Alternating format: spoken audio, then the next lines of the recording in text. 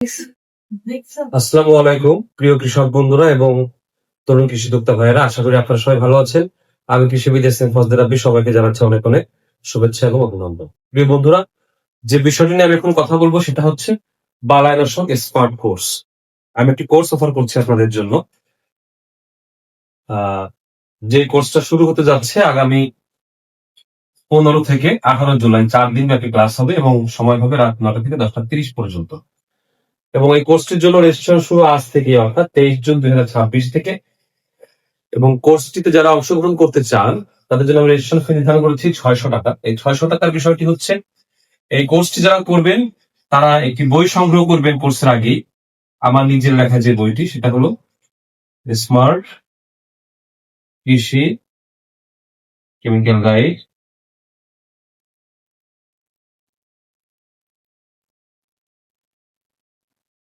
যেই বইটির নির্ধারিত মূল্য হচ্ছে 550 টাকা।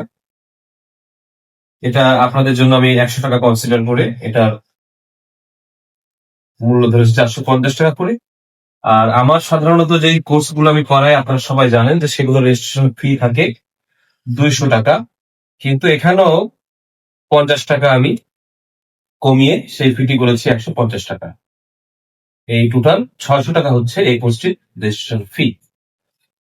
যেহেতু একটি বই আপনারা এর সঙ্গে পাচ্ছেন এবং কোর্সটি যেদিন থেকে শুরু হবে, অর্থাৎ 15ই জুলাই থেকে কোর্সটি শুরু হবে, তার আগেই কিন্তু আপনাদের এই বইটি সংগ্রহ করতে হবে। সেই কারণে আপনারা অবশ্যই চেষ্টা করবেন যে এই জুন মাসের, মানে চলতি জুন মাসের 30 তারিখের ভেতরে আপনাদের রেজিস্ট্রেশন সম্পন্ন করার।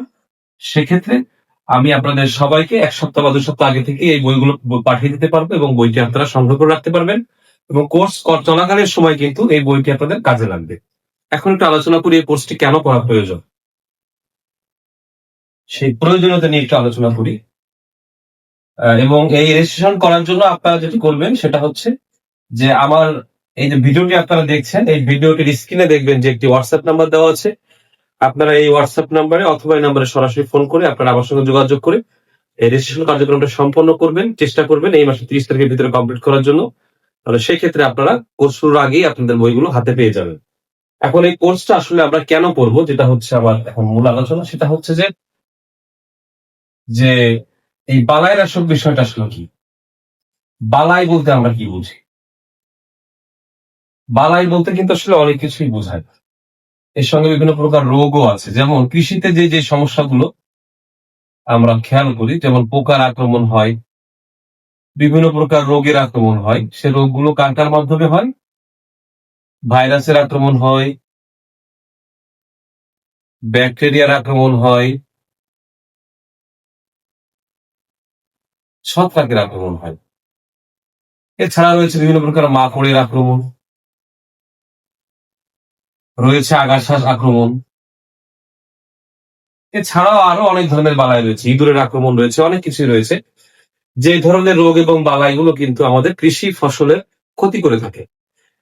তো এই ধরনের রোগ বালাই কে ফেস করতে গেলে বা এদেরকে নিরাময় বা নির্মূল করতে গেলে বা এখান থেকে আমাদের ফসলকে আমরা রক্ষা করতে গেলে আমাদের অনেক ধরনের কার্যক্রম হাতে নেওয়া লাগে। তার মধ্যে বিশেষ করে আমরা এখন বর্তমান যে যুগ, আমরা রাসায়নিক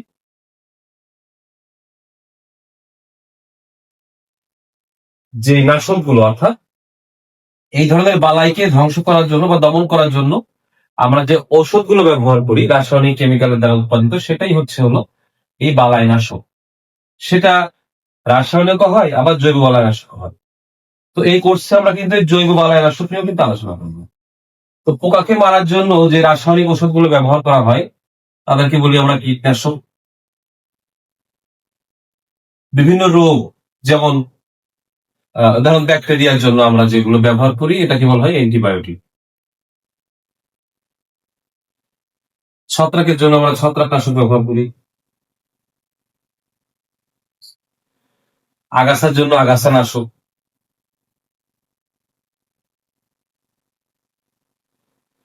মাকড়ের জন্য মাকড়নাশক। এরকম যে প্রতিটা বালাইয়ের জন্য কিন্তু আমরা ভিন্ন ভিন্ন রাসায়নিক ওষুধ ব্যবহার করি। এজন্য আমাদের কি কি জানা দরকার?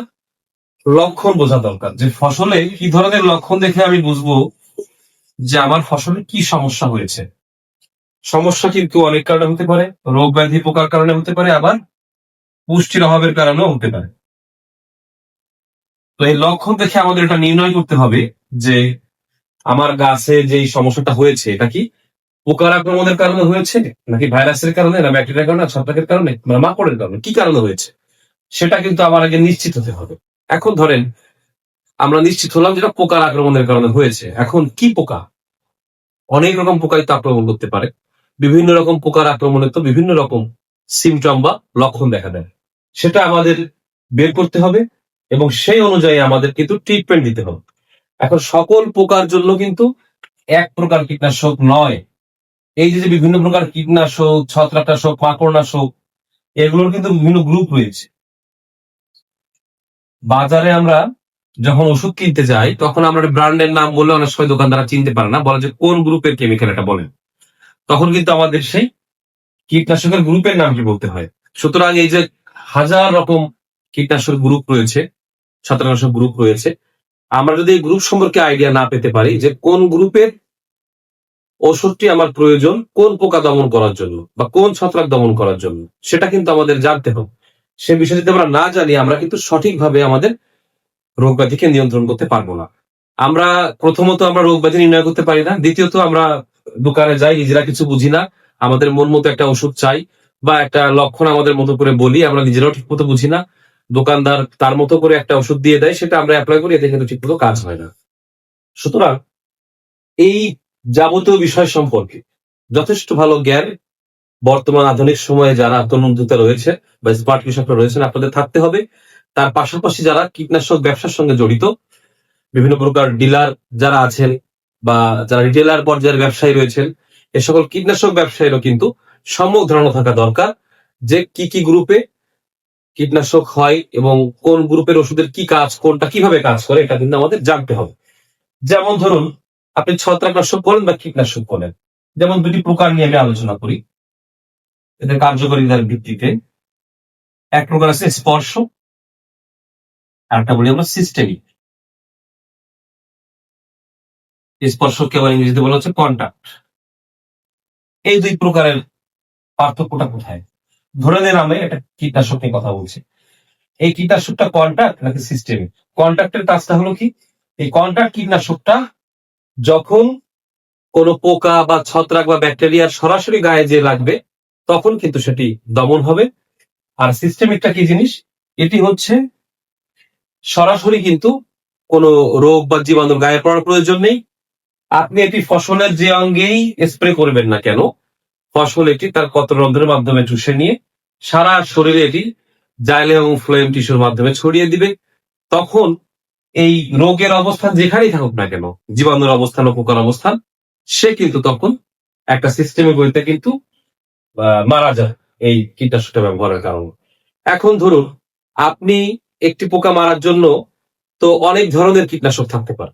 এখন আপনি এক প্রকার কন্টাক্ট বা স্পর্শ কীটনাশক কিনে এনেছেন, কিনে এনে আপনার মতো করে আপনি অ্যাজল স্প্রে করে চলে গেলেন। দেখা গেল যে ফসলটিতে আপনি স্প্রে করলেন, সেই ফসলটি ধরে নিন আমি ধানের কথা বলছি, সেই ফসলটির গোড়ার দিকে আক্রমণ করেছে এই অঞ্চলে, সেটা পোকা হোক বা ছত্রাক হোক বা যেটা ইমপ্লয় করলো, এই অঞ্চলে অ্যাটাক করেছে। আপনি যখন স্প্রে করছেন গাছের এই পাতার উপরের দিকে লাগছে, গোড়ার দিকে কিন্তু যাচ্ছে না।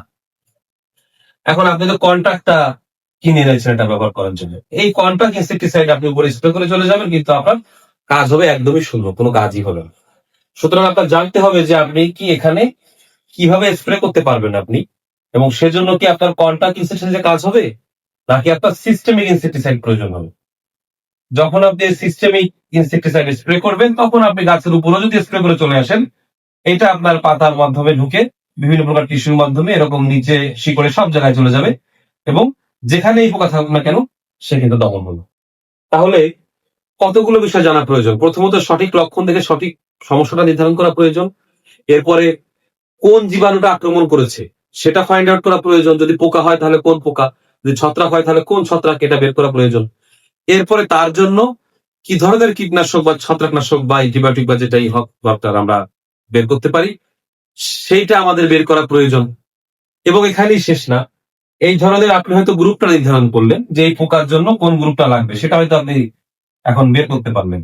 এখন সেই গ্রুপের কি কি কীটনাশক বাজারে কিনতে পাওয়া যায়, কোন কোন কোম্পানিগুলো কোন কোন কীটনাশক বাজারজাত করে, যেখানে এই গ্রুপটা রয়েছে। এখানে সিঙ্গেল একটা গ্রুপ হতে পারে, আবার কখনো কখনো প্রয়োজন সাপেক্ষে একাধিক গ্রুপের সমন্বয়ে তৈরিকৃত ওষুধ ব্যবহার করা লাগতে পারে। তো সেই জিনিসটা জেনে আপনাদের নিশ্চিত হতে হবে যে আমার ফসলের এই রোগ হয়েছে, এই ছত্রাক বা এই ব্যাকটেরিয়া বা এই পোকা আক্রমণ করেছে, তার জন্য আমার এই গ্রুপের ওষুধ প্রয়োজন। এই গ্রুপের জন্য বাজারে এই কোম্পানি এই ওষুধ বের করেছে, এবং সেই ওষুধগুলো কোন রোগের জন্য কতটুকু মাত্রায় ব্যবহার করতে হবে সেটাও কিন্তু আপনাকে জানতে হবে। তো এই যে সবিস্তারিত যে পুরো বিষয়টি, এটার জন্য কিন্তু যথেষ্ট পরিমাণ জ্ঞান থাকা প্রয়োজন। তো আপনারা যদি এই বালাইনাশক এক্সপার্ট কোর্সটি করেন, তাহলে অবশ্যই আপনারা, আমি আশাবাদী যে এই ধরনের সমস্ত বিষয়ে আপনারা সম্যক জ্ঞান লাভ করতে পারবেন, এবং আপনাদের ফসলের ট্রিটমেন্ট গুলো আপনারা নিজেরাই করতে পারবেন সঠিকভাবে। এতে করে আপনার খরচও অনেক কম হবে এবং প্রোডাকশনটাও কিন্তু অনেক বেশি হবে। এজন্য আমি আপনাদেরকে আহ্বান করব, আপনারা যারা কৃষিকাজের সঙ্গে জড়িত, যে সকল কৃষকেরা রয়েছেন বা কৃষি ব্যবসায়ী রয়েছেন, তার পাশাপাশি বিভিন্ন কীটনাশক ব্যবসায়ী যারা রয়েছেন, তাদেরকে আমি আহ্বান করবো তারা আপনারা এই বালাইনাশক এক্সপার্ট কোর্সটি করেন। আমি আবারও বলছি, এই কোর্সটি শুরু হতে যাচ্ছে 15 থেকে 18 জুলাই পর্যন্ত চলবে, অর্থাৎ 4 দিনের কোর্স। সময় হচ্ছে রাত 9টা থেকে 10টা 30 মিনিট পর্যন্ত, এবং কোর্সের জন্য যে কোর্স ফিটা সেটা হলো 600 টাকা, যার মধ্যে আপনি পাচ্ছেন যে স্মার্ট কৃষি কেমিক্যাল গাইডটি। এবার এই গাইডটা সম্পর্কে একটু বলি। এই যে যতগুলো বিষয় বললাম, এটা কিন্তু একটি অনেক বড় বিষয়, বিস্তর বিষয়। এই বিষয়গুলো শুধুমাত্র আমি কোর্সে আলোচনা করলেই কিন্তু আপনার মনে রাখতে পারবেন না, বা সবিস্তারিত আলোচনা সবসময় সম্ভব হয় না। স্মার্ট কৃষি কেমিক্যাল যে গাইডটি রয়েছে, এই গাইডে সমস্ত বিষয় উল্লেখ করা রয়েছে, খুবই সহজ ভাষায় সুন্দর করে লেখা রয়েছে। যে কেউ সহজে এই বইটি পড়ে এগুলো বুঝতে পারবেন। আপনার কোন গাছের কি রোগের জন্য কি কি কীটনাশক ব্যবহার করতে হবে, কোন কোন গ্রুপ ব্যবহার করতে হবে, সেই গ্রুপের বাজারে কোন কোন ব্র্যান্ডের কীটনাশক রয়েছে, কোনটার প্রয়োগ মাত্রা কত, সবকিছু বিষয়ে বিস্তারিত কিন্তু এই বইটিতে আলোচনা করা হয়েছে। যে বইটির মূল্য 550 টাকা, কিন্তু আমি এখান থেকে 100 টাকা কনসেশন করে 450 টাকা মূল্য রেখেছি, এবং তার পাশাপাশি আমার যে কোর্স ফি 200 টাকা, সেখান থেকেও আমি 50 টাকা কমিয়ে 150 টাকা করেছি। সব মিলিয়ে টোটাল 600 টাকা কোর্স ফি করেছি। তো আপনারা অবশ্যই, আমি যদি বলবো যে 30শে জুনের ভিতরে আপনারা আপনাদের রেজিস্ট্রেশন কাজটি সম্পন্ন করুন। ইতোমধ্যে আরো আগে থেকেই কিন্তু আমার অসংখ্য যারা রয়েছেন, উদ্যোক্তা যারা রয়েছেন বা কীটনাশক রয়েছে, তারা কিন্তু রেজিস্ট্রেশন করেছেন। তারাও কিন্তু এই ক্লাসটিতে জয়েন করা শুরু করবেন। তো প্রথম কোর্সটি 15 থেকে 18 জুলাই, এই কোর্সটির জন্য একটা বড় অংশের কিন্তু রেজিস্ট্রেশন করা কমপ্লিট হয়ে গেছে। খুব সীমিত কিছু আসন রয়েছে, কারণ খুব বেশি সংখ্যক শিক্ষার্থী নিয়ে কিন্তু আমি কোর্স করাতে পারবো না। যে কারণে আপনারা চেষ্টা করবেন দ্রুত সময়ের মধ্যে রেজিস্ট্রেশন কার্য সম্পন্ন করতে। এই ব্যাচটি পূর্ণ হয়ে গেলে আমি এই কোর্সটিতে আর কিন্তু কাউকে নিতে পারবো না। এরপরে পরবর্তী কোর্স করানোর জন্য আবার পরবর্তীতে কোর্স ওপেন করা হবে, তখন আপনারা রেজিস্ট্রেশন করতে পারবেন। তো সকলকে অত্যন্ত ধন্যবাদ। যদি আমার এই ভিডিওটি ভালো লাগে থাকে, তাহলে অবশ্যই আপনারা এই ভিডিওটি লাইক করবেন, কমেন্ট করবেন, শেয়ার করবেন, সবার মধ্যে ছড়িয়ে দিবেন।